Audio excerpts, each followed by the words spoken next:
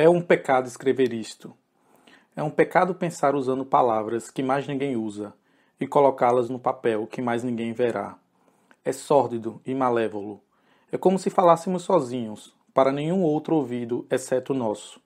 E bem sabemos que não existe transgressão mais grave do que fazer ou pensar algo por si sós. Nós violamos leis. As leis dizem que os homens não podem escrever, exceto se o Conselho de Vocações solicitar que o façam, que sejamos perdoados. Mas este não é o único pecado que recai sobre nós. Cometemos um crime ainda maior, e para esse crime não há nome. Não sabemos qual tipo de punição nos aguarda, caso sejamos descobertos, pois tal crime não faz parte da memória humana e não existem leis que o prevejam. Está escuro aqui. A chama da vela permanece viva no ar. Nada se move neste túnel, exceto nossa mão sobre o papel. Não estamos sozinhos aqui, embaixo da terra. Essa é uma palavra assustadora. Sozinho? As leis dizem que ninguém entre os homens pode estar sozinho, nunca e nenhuma vez, porque essa é a maior transgressão que pode haver e a raiz de todo o mal. Mas violamos muitas leis e agora não há nada exceto nosso corpo. É estranho ver apenas duas pernas esticadas no chão e na parede diante de nós apenas a sombra de nossa própria cabeça. As paredes estão rachadas e delas escorrem finos fios de água, silenciosamente, negros e reluzentes como sangue. Roubamos a vela da despensa do lar dos varredores de rua. Seremos sentenciados a 10 anos no palácio de detenção corretiva, caso sejamos descobertos. Mas isso não importa. Só o que importa é que a luz é preciosa e não devemos desperdiçá-la, escrevendo quando precisamos dela para o trabalho, que é nosso crime. Nada importa mais que o trabalho, nosso segredo, nossa maledicência, nosso precioso trabalho. Ainda assim também devemos escrever, que o Conselho tenha piedade de nós, pois desejamos falar de uma vez por todas para nenhum ouvido, exceto o nosso próprio. Nosso nome é Igualdade, 7:25-21. E hoje aqui no Livros e Etc. eu irei, na verdade, resenhar aqui o livro da Ayn Rand, Cântico.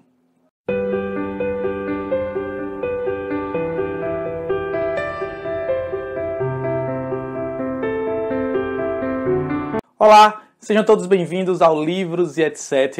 Eu me chamo Leonardo Lisboa e finalmente voltemos aqui no canal Livros e Etc. com as resenhas de leituras, das minhas leituras, melhor dizendo.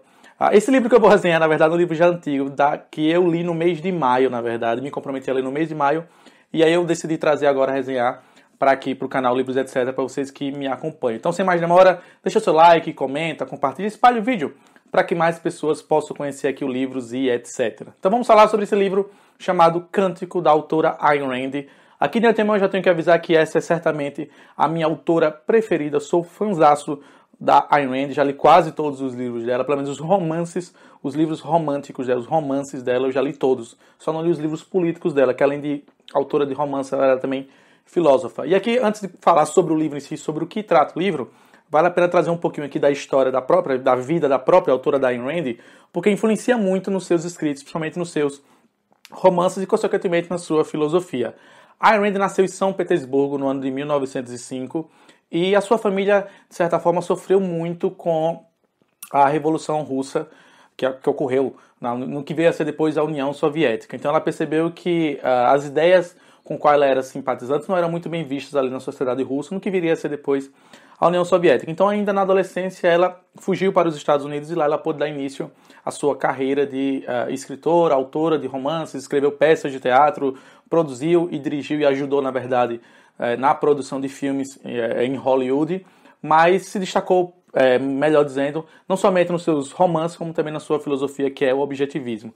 E aqui vale também comentar sobre o que fala a filosofia da Ayn Rand, porque está inserida aqui nesse livro, e quem prestou atenção no que eu li no início do vídeo, vai ver que o livro Cântico, da Ayn Rand, se passa num universo distópico onde não existe o eu, onde não existe a propriedade individual, onde não existe o indivíduo. O personagem principal aqui do livro chama-se Igualdade 7:25-21, e o livro aqui, você apresentar esse personagem, no início da história ele está meio que escondido num túnel e ele está não só escrevendo, como ele acabou de cometer um ato de transgressão que foi ter roubado a vela do lar dos varredores de rua. E aqui vale comentar. Aqui na sociedade descrita pela Ayn Rand no livro Cântico, as pessoas elas são direcionadas pelo governo, pela ditadura, por assim dizer, para as profissões que o governo deseja que elas sejam. Então aqui logo no início do livro, eles têm uma tradição de quando a pessoa atinge 15 anos, ela é afastada dos pais e ela participa de um conselho de vocações.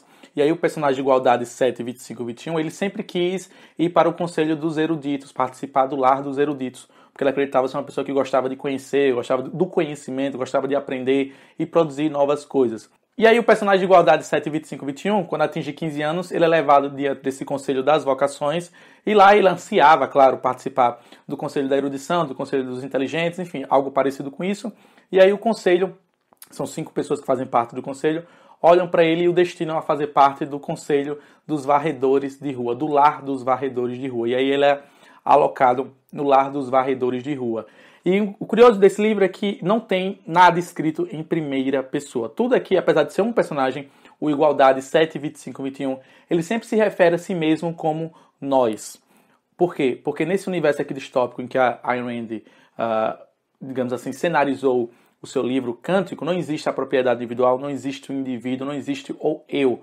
Tudo aqui é coletivizado, e aqui vale a pena comentar. Como a Ayn Rand fugiu de um regime coletivista na União Soviética, ela quis trazer para os seus romances, para as suas peças, para a sua própria filosofia, que é o objetivismo. Eu vou deixar embaixo aqui na descrição um vídeo falando um pouquinho melhor sobre a Ayn Rand, explicando um pouquinho sobre a sua filosofia. Então a Ayn Rand quis trazer também isso para os seus romances. E aqui mais adiante, o Igualdade 7, 25 e 21, ele começa, mesmo fazendo parte ali do lar dos varredores de rua, ele começa a se questionar o porquê daquela sociedade, daquele jeito ditatorial, onde as pessoas não podem pensar por conta própria, onde a sociedade, digamos assim, não avança mediante o quê? O medo do quê? De acabar com esse coletivismo, com essa sociedade coletivista que é a história que se passa aqui, na verdade, no universo, desse universo distópico que a Ayn Rand apresenta aqui. E aí o personagem de Igualdade 7, 25 e 21, numa das suas varreduras de rua, ele e um outro amigo, um outro personagem, não vou nem dizer amigo, porque na verdade ele nem se refere ao colega como amigo, mas sim irmão, camarada. E aí ele encontra uma escotilha, eles dois se juntam-se, abrem essa escotilha, e aí eles ficam se questionando se devem entrar, não devem. E aí o Igualdade 7, 25, 21 decide adentrar esse túnel, e lá ele encontra várias coisas, encontra um espaço que relembrava os tempos imemoriáveis. E aqui, não vou dar muito spoiler, mas o que seriam os tempos imemoriáveis? Seriam tempos onde a sociedade ainda não era totalmente coletivista ou totalmente, por assim dizer, por que não socialista, já que a Ayn Rand era, sem sombra de dúvidas, uma das maiores críticas do regime socialista. E aí o Igualdade 7, 25, 21 utiliza-se desse túnel para fazer experiências, trazer coisas do lado de fora para dentro do túnel junto com seu amigo, e lá ele começa a fazer experiências e descobrir novas coisas, começa a trazer livros, começa a escrever, começa a roubar a vela da dispensa ali dos varredores de rua para que ele possa ali ficar horas e horas, na verdade não horas e horas, mas 3, 4 horas, que é o tempo em que a sociedade toda ali, em que ele faz parte, está em uma espécie de evento social que o governo promove, ele foge, ele vai para o túnel com esse amigo dele. Sem dar muito spoiler da história, porque eu acho que o interessante mais ainda é você ler a história. E é um livro curto, não são nem 100 páginas a história, isso aqui na verdade é o segundo romance da Ayn Rand, então você pega esse livro, vou deixar claro, na descrição aqui da Amazon, você lê esse livro em uma tarde, em uma sentada só, de uma vez só você lê esse livro, e certamente esse livro vai despertar em você, talvez, o interesse de conhecer as outras obras da Ayn Rand. E aqui vale a pena comentar que a Ayn Rand é a autora mais lida nos Estados Unidos. O livro dela, A Revolta de Atlas, só perde para a Bíblia lá nos Estados Unidos. E aí, só para encerrar aqui um pouquinho do plot, da trama da história, ele começa a continuar fazendo essas experiências lá no túnel, o amigo dele abandona ou deixa ele de lado e fala, eu não vou participar disso porque o governo pode nos descobrir e acabar nos, digamos assim, nos pegando e acabar nos sacrificando ou nos penalizando. Até que numa dessas varreduras que ele continua a fazer parte, é claro, porque lá você não tem muita opção, ou você faz parte daquilo que o Conselho de Vocações lhe direcionou, ou você está excluído da sociedade. E aí ele encontra umas meninas que também fazem parte do mesmo conselho, só que elas ficam em lugares separados. Ele está varrendo uma estrada e ele avista uma distinta senhora, uma distinta menina, uma distinta moça, na verdade, 16, 17 anos, e eles começam a, digamos assim, a trocar olhares apaixonados um para o outro. Só que aqui vale a pena comentar, na sociedade escrita aqui do Cântico pela Ayn Rand, os romances eles são interminantemente proibidos. Na verdade, a procriação existe de maneira controlada pelo governo e não existe casal. As pessoas são obrigadas a se juntar apenas uma vez no ano para fazer filho, para ter relações sexuais.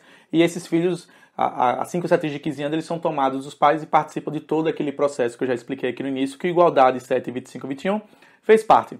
E ele começa a trocar olhares com essa moça, ela também começa a corresponder os olhares apaixonados que o Igualdade 7, 25, 21 passa para ela, até que um dia eles começam a trocar, de fato, a conversar entre si. E aí ele pergunta qual é o nome dela, ela diz que o nome dela é Liberdade 5300, aqui vale a pena comentar, nenhum personagem aqui na história tem um nome próprio, todos têm esse prenome, igualdade, liberdade, sociedade, democracia, inteligência, e aí tem um número aleatório, cada um tem um número, não tem nomes próprios. E aí eles começam a trocar, digamos assim, um pouquinho do conhecimento, o Igualdade 7, 25, 21 começa a se declarar para ela, mas vale a pena comentar que ele nunca fala eu te amo, eu gosto de você, é sempre no sentido do plural, é sempre no sentido coletivista, nós. E aí é isso que acontece alguma coisa que eu não quero estragar de forma que a leitura de você que for ler esse livro. Eu vou deixar aqui embaixo na descrição o link da Amazon para quem quiser adquirir o livro Cântico da Ayn Rand. E vou deixar também um vídeo sobre a Ayn Rand, explicando um pouquinho melhor quem foi a Ayn Rand, o que é a sua filosofia objetivismo, que aí você pode entender melhor